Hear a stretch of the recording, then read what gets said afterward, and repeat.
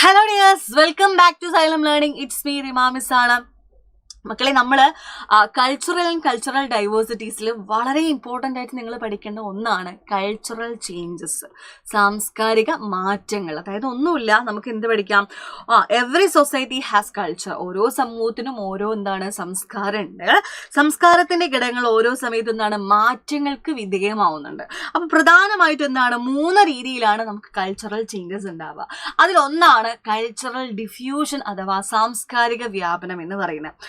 നമ്മുടെ ഇവിടെ കുറച്ച് ഫുഡ് ഐറ്റംസ് കൊടുത്തിട്ടുണ്ട്. അതിൽ നമ്മുടെ കേരളത്തിന്റെ അല്ലാത്ത നമ്മുടെ നാൻ, ചിക്കൻ കറി നമ്മുടേതാണ്. അൽഫാം, മന്തി, soup, paneer butter masala, chicken tandoori, ഇതൊക്കെ നമ്മുടെ ഫുഡ് ഐറ്റംസ് അല്ല.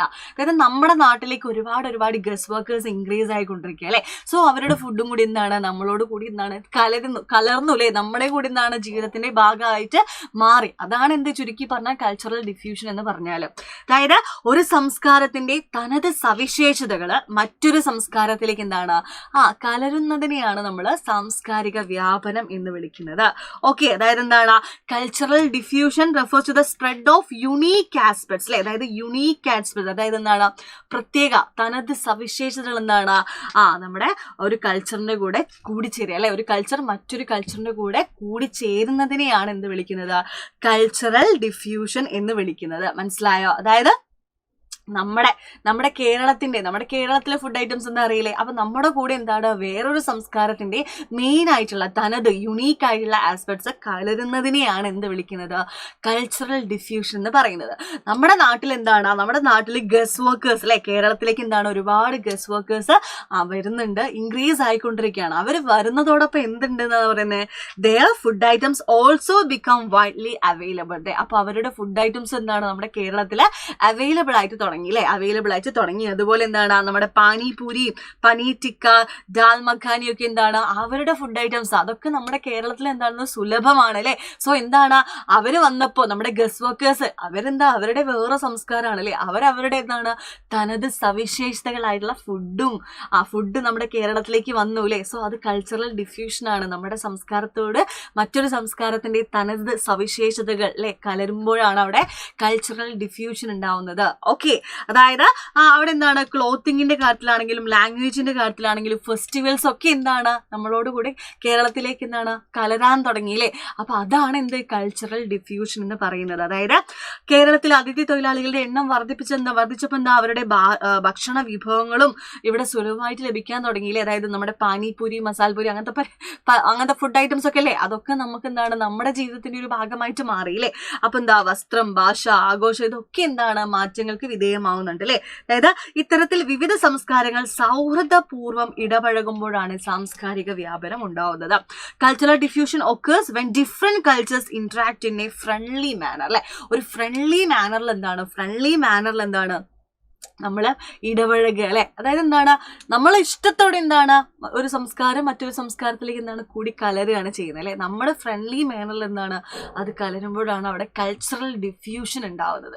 എക്സാമ്പിൾ ഒന്നും ഓർക്കണ്ട, നമ്മുടെ കേരളത്തിന്റെ സംസ്കാരത്തിലേക്ക് മറ്റൊരു സംസ്കാരത്തിന്റെ തനത് സവിശേഷങ്ങളായിട്ടുള്ള ഫുഡ്, വസ്ത്രം, ഭാഷ, ഇതൊക്കെ കലരുന്നതിനെയാണ് നമ്മൾ എന്ത് വിളിക്കുന്നത്?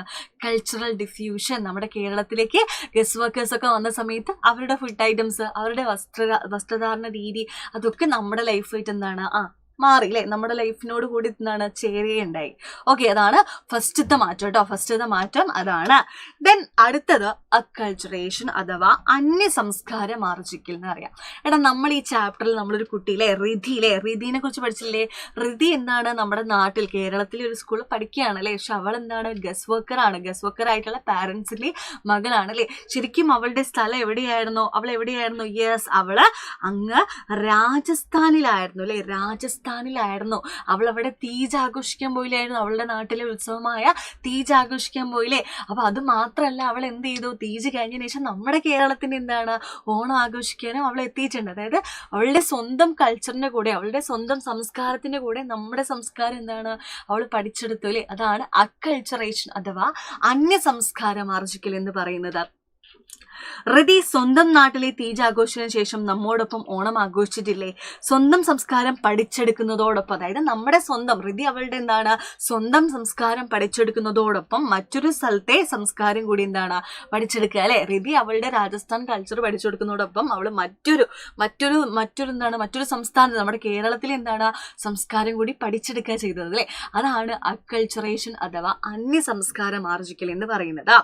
Rithi celebrated Onam with us after celebrating Tej in her village along with learning her own culture. അല്ലെ, അവളുടെ ഓൺ കൾച്ചർ സ്വന്തം കൾച്ചർ പഠിച്ചെടുക്കുന്നതോടൊപ്പം Rithi is also learning about the culture of another place. Rithi എന്താണ് അതേസമയം വേറൊരു കൾച്ചർ കൂടി പഠിച്ചെടുക്കുന്നുണ്ട്. അതിനെയാണ് നമ്മൾ എന്ത് വിളിക്കുന്നത്? അക്കൾച്ചറേഷൻ അഥവാ അന്യ സംസ്കാരം ആർജിക്കൽ എന്ന് വിളിക്കുന്നത്. ഓക്കെ, ഇനി ലാസ്റ്റ് എന്താണ്? Cultural assimilation. കൾച്ചറൽ അസിമിലേഷൻ എന്ന് പറയുന്നത് നോക്കിക്കോ, കേരളത്തിൽ നിന്നും ഓസ്ട്രേലിയയിലേക്ക്, എക്സാമ്പിൾ ആണ്, ഓസ്ട്രേലിയയിലേക്ക് 5 വർഷം മുമ്പ് കുടിയേറിയവരാണ് വിനുവും കുടുംബവും. അപ്പോൾ വിനുവും കുടുംബം പണ്ട് കേരളത്തിലായിരുന്നു. അവരെന്താണ് 5 വർഷം മുമ്പ് എന്താണ് ഓസ്ട്രേലിയയിലേക്ക് എന്താണ് വന്നു, സെറ്റിൽഡ് ആവാൻ വേണ്ടി വന്നു. അവിടെ സ്ഥിര താമസമായി 4 വർഷം കഴിഞ്ഞപ്പോൾ എന്താണ് അവർക്ക് ഓസ്ട്രേലിയയിൽ പൗരത്വം ലഭിച്ചു അല്ലെ, സിറ്റിസൺഷിപ്പ് ലഭിച്ചു. ആദ്യകാലങ്ങളിൽ അവിടുത്തെ കാലാവസ്ഥ, ഫുഡ്, ഭാഷ, സാമൂഹിക രീതികൾ ഇവയൊക്കെ പൊരുത്തപ്പെടാൻ, അഡാപ്റ്റ് ആവാൻ എന്താണ് അവർക്ക് ഭയങ്കര ബുദ്ധിമുട്ടായിരുന്നു. പിന്നീട് എന്ത് ചെയ്തു? ക്രമേണ അവർ ഓസ്ട്രേലിയൻ സംസ്കാര രീതികളുമായിട്ട് പൊരുത്തപ്പെടുകയും ചെയ്തു. കാരണം അവിടെ നിർബന്ധിതരാവുകയാണ് അല്ലെ. അതായത് ഓസ്ട്രേലിയയിലാണ് ഇനി അവർ താമസിക്കേണ്ടത്. സോ എന്താണ് ഓസ്ട്രേലിയൻ കൾച്ചറായിട്ട് അവരെന്താണ് കംപ്ലീറ്റ് ആയിട്ട് എന്താണ് പൊരുത്തപ്പെടേണ്ടി വന്നു, നിർബന്ധിതമായി പൊരുത്തപ്പെടേണ്ടി വന്നു. അതാണ് എന്താ കൾച്ചറൽ അസിമിലേഷൻ എന്ന് പറയുന്നത്. അതായത് ഓസ്ട്രേലിയയിൽ ജീവിക്കുന്നതിനായി എന്താണ് അവിടുത്തെ ഭാഷ, ഭക്ഷണ രീതികൾ എന്താണ് വിനുവിന്റെ ഫാമിലിക്ക് എന്താണ് പഠിച്ചെടുക്കേണ്ടി വന്നു. വേറെ വഴിയില്ല അല്ലെ, അവിടെ പഠിച്ചെടുക്കേണ്ടി വന്നു. To live in Australia, Vinu had to learn the local language, food habits and other cultural practices. അല്ലെ, അങ്ങനെ കേരളീയനായ വിനു എന്താണ് ഓസ്ട്രേലിയയുടെ സംസ്കാരത്തിലേക്ക് മാറാൻ നിർബന്ധിതനായി. In this way, Vinu, who is Keralite, was forced to change the culture of Australia.